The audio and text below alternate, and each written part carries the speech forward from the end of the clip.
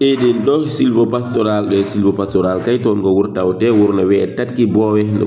ne tawa e nder région de Saint-Louis département mo Podor ha commune mo Fanaye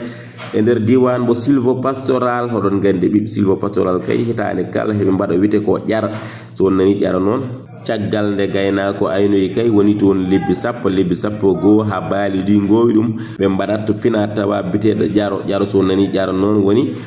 gaynako arata o dogo baali ɗi ndew caggal makko kala ɗo sori baali ndew ɗon kala ɗo yalti baali ndew ɗon hikkono noon 23e édition no heewi wadde wuuro Alhaji Aliou Haw hakkude makko e wuuro Woutengue kay ko kilométre uji ɗiɗi tan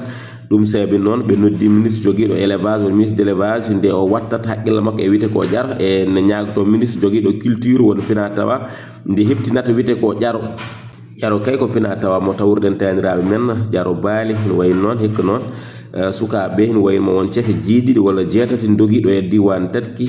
woni ko fati banggal fina tawa men ƴaro kay no wayi noon wadde ɓiɓɓe tekkinaɓe foof gari e kewal e peewal ɓe mime diwanuji ɗi mi lelde ni diwan mo wiidi Cingoli Teskere diwan mo Ganina diwan mo Niassante diwan mo commune mo Ndiayen Penda Haw gam tawtede wiyete ko ƴaro saabu ƴaro hoɗon gandi hitande kala waɗat tan ko lawol gotol e hitande ɗum saabi wadde ɓiɓɓe silvopastoral ɓiɓɓe pulaw ngu mbaɗi ɗo ƴaro ɗo wuuro Alhaji Aliou Haw ɗum saabi noon kay ɓe ñaguima wulaga laamu lesdi Sénégal ministre de l'élevage et ministre de la culture nde wattat haqqille makko e fina tawa biteɗo ƴaro nde heɓtinte waɗe reconnaître au niveau national ɗum noon ko Mouhamed Nasrallah ɗo diwan silvopastoral ha to diwan Tatki de tawa e nder région de Saint-Louis département mo Podor ha commune mo Fanaye radio télévision Fulɓe international.